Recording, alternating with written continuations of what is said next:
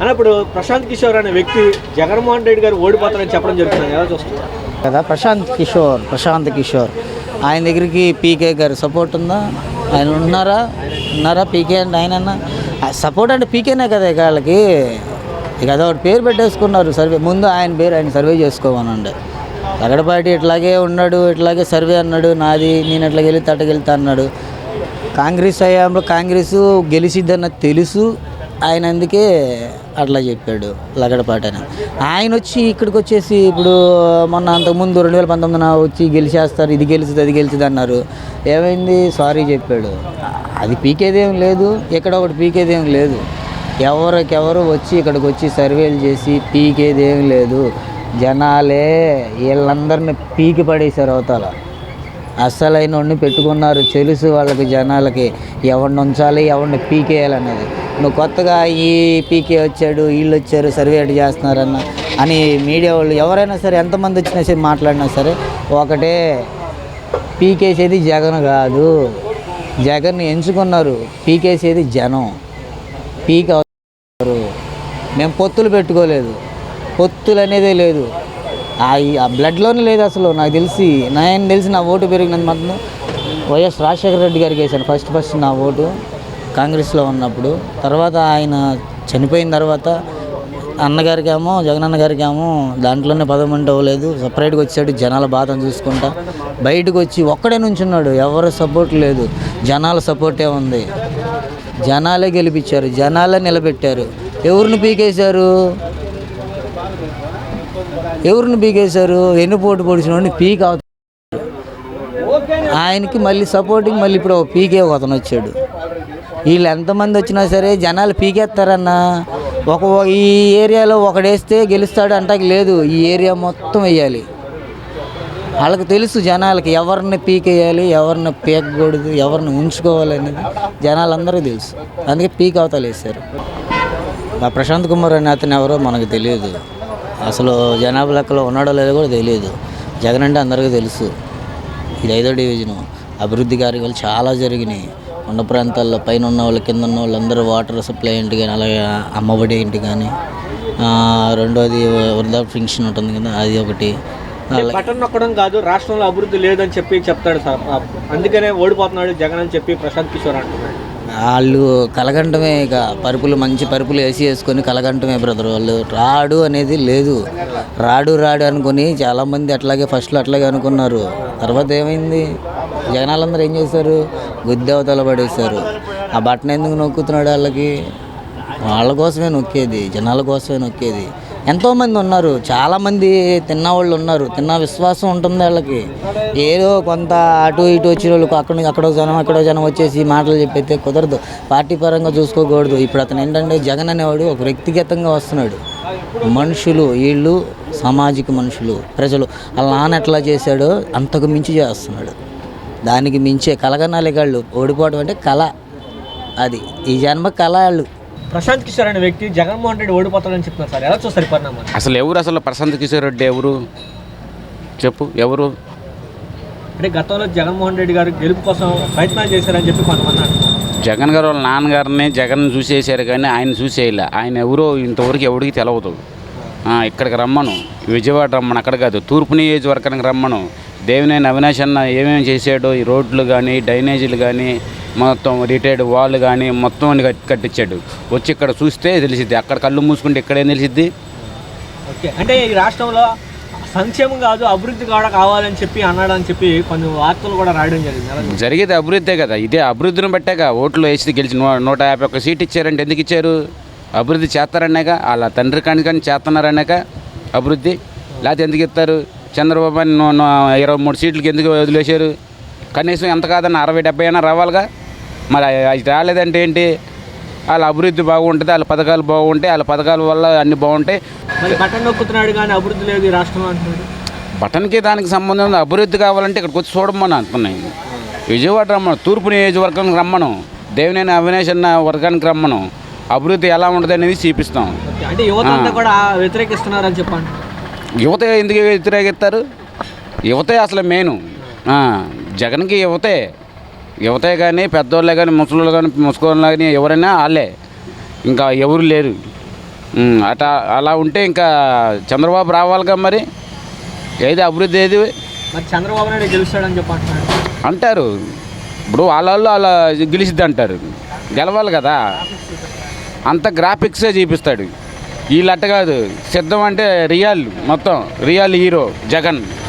వాళ్ళ graphics Chandrababu నాయుడుది. Graphics చూపిస్తే ఏమొచ్చింది, రియల్గా చూపించాలిగా. చూడాలనుకున్న వాళ్ళు ఎవరైనా ఉంటే తూర్పు నియోజకవర్గం రమ్మను.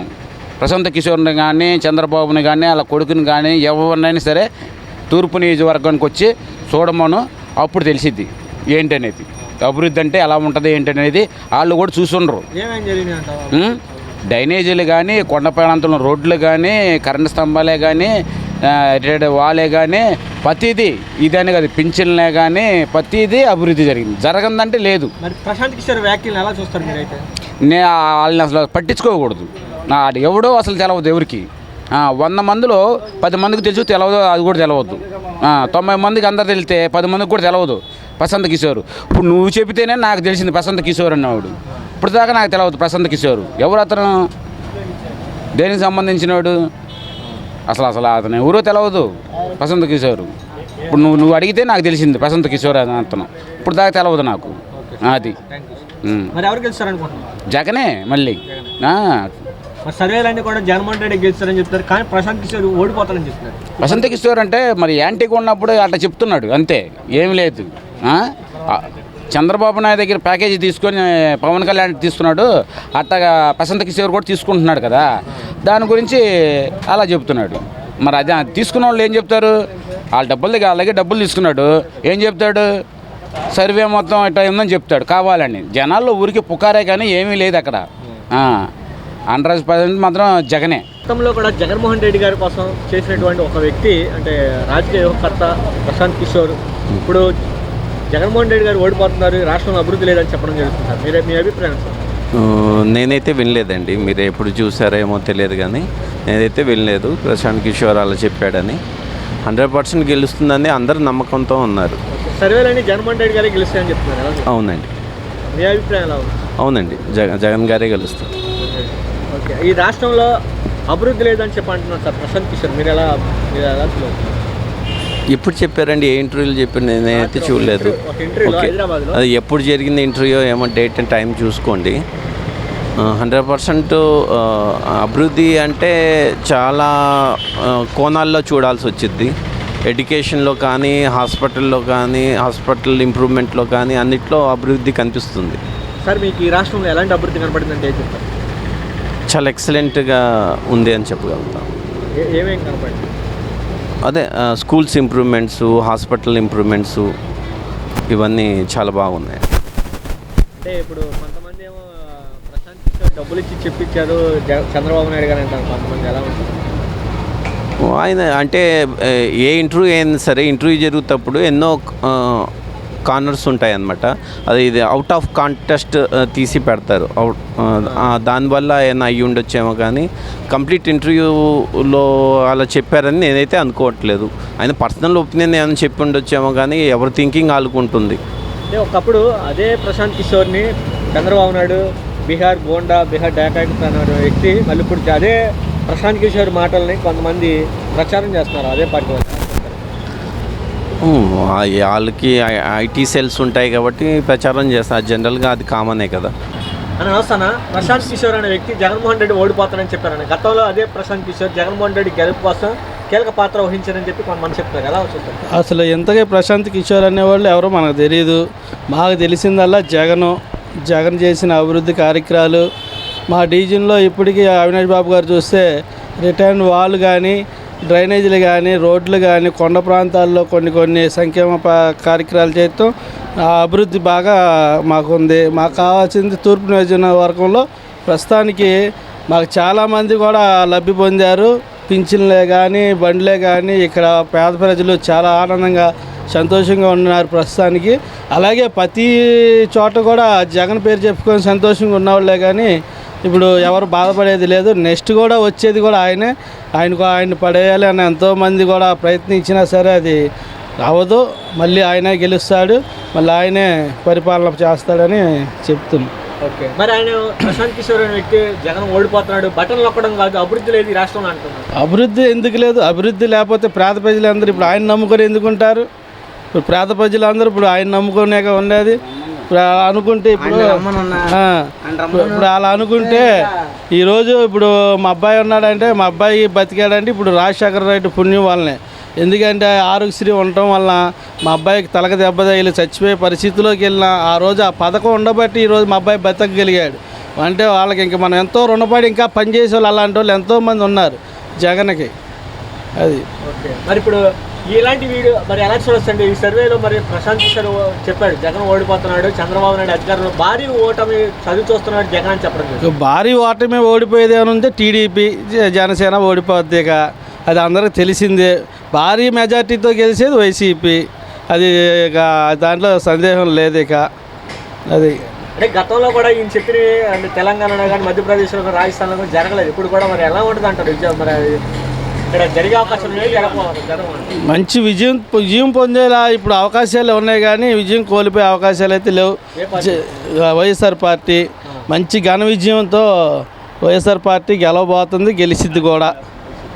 ఓకే, ఏమంటే ఆయన చేసిన పథకాలు అలాంటి పేద ప్రజలు అమ్మఒడే కానీ కిష్లంక రిటైర్డ్ వాళ్ళే కానీ కిష్లంకలో వరదొత్తి ఎంతోమంది కొట్టుకుపోయిన వాళ్ళు ఉన్నారు. ఇల్లు కొట్టుకుపోయి ప్రతి వాళ్ళు బాధలతోనే ఉండేవాళ్ళు. ఈ రోజున మరి ఆ వాళ్ళు కట్టబట్టి జనాలంతా చాలా ఆనందంగా కిష్లంక కట్ట మీద ఆనందంగా గడుపుతున్నారంటే ఇప్పుడు అది కట్టబట్టే కదా. ఇప్పుడు అమ్మఒడి ఏంటి, ఆరోగ్యశ్రీ ఏంటి, పేదవాళ్ళకి ముసలివాళ్ళకి ఏంటి, ఇంటింటికి తీసుకెళ్ళి వాలంటరీ ద్వారా వాళ్ళు అందించే పథకాల ద్వారా ఇక అభివృద్ధి చెందుతుంది, కానీ అభివృద్ధి పడిపోవట్లేదు కదా. అంటే కొన్ని మరి జాతీయ సర్వేలన్నీ కూడా జగన్మోహన్ రెడ్డి గెలుస్తారని చెప్తున్నారు, కానీ ప్రశాంత్ కిషోర్ ఓడిపోతారన్నారు. దీని ఆలోచిస్తున్నారు. ఇప్పుడు పబ్లిసిటీ అనేది 100 మంది 100 రకాలుగా చేసుకుంటారు. ఎవరేం చేసుకున్నా ప్రజలందరూ జగన్ వెనకాలే ఉన్నారు. జగనే విన్ అవుతాడు, జగనే కొడతాడని మేము ఆశకి ఎదురు చూస్తున్నాం. మా వంతుగా కూడా మా తూర్పు నియోజకవర్గంలో మేము చాలా వరకు అవినాశానికి సహాయంగా మేము తిరుగుతున్నాం, చేస్తాం. మాకు తోచిన పనులు మేము చేసుకుంటా ముందుకు వెళ్తున్నాం. దాంట్లో అసలు వెనకాడే ప్రసక్తే లేదు. కొట్టేది ఇక జగనే. ఇక 100 ప్రయత్నాలు చేయబట్టే కదా ఇట్లా వీళ్ళు కింద మీద పడేది. ఓకే, అంటే గతంలో మరి ప్రశాంత్ కిషోర్ యువకర్త ఉన్నాడని ఓట్లు వేసారా, లేదా జగన్మోహన్ రెడ్డి గారిని చూసి ఓట్లు వేసారంటే ఏం చెప్తారు? జగన్మోహన్ రెడ్డి చేసే అంటే ఇప్పుడు వాళ్ళ నాన్నగారు కానీ వాళ్ళు ఇచ్చే పథకాలను గట్టి కానీ పేద ప్రజలు నమ్ముకొని ఆ ఓటు వేయటం జరిగింది.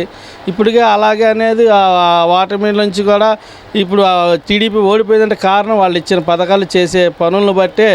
ఇది ఈ రోజున ఎవరు లేక వాళ్ళు 100 మంది ఒక్కడమే పోరాడుతున్నారంటే మరి అది గెలిచే విషయమేనా? గెలవలేరు. ఎందుకంటే జగనన్న చేసిన పరిపాలన అలా ఉంది. రాబోయే కాలాల్లో మళ్ళీ జగనన్న గెలుస్తాడు. అంటే గతంలో అదే ప్రశాంత్ కిషోర్ని చంద్రబాబు నాయుడు డెక్కాయెత్తు బాబాయిని చంపించాడని ప్లాన్ వేసాడని చెప్పాడు, కానీ అదే ప్రశాంత్ కిషోర్ని ఇప్పుడు చంద్రబాబు నాయుడు కలవడాన్ని ఎలా చూస్తాడు? అవి 100 పుకార్లు 100 రకాలుగా జరుగుతాయి, కానీ మనిషిని బట్టి మనిషి ఎలాంటాడు అనేది మనకి తెలుసు కదా. పుకార్లు అనేది 100 పుకార్లు ఉంటాయి. వాళ్ళు గెలవటానికి 100 అబద్ధాలు ఆడవచ్చు, 100 రకాలుగా సృష్టించవచ్చు. అవన్నీ మామూలు కామన్గా జరిగాయి. ఇప్పుడు జగన్ ఒక్కడిని చేసి ఎన్నో చేయాలని చెప్పి వీళ్ళందరూ కూడి ఎన్నో కుట్రలు చేస్తున్నారు. అయినా సరే ధైర్యంగా నిలబడేది జగనే. రేపు పొద్దున్న రాబోయే రోజుల్లో కూడా ఆనందంగా పేద ప్రజలు ఆనందంగా ఉండాలంటే జగనే ఉండాలి. Thank you. ఓకే.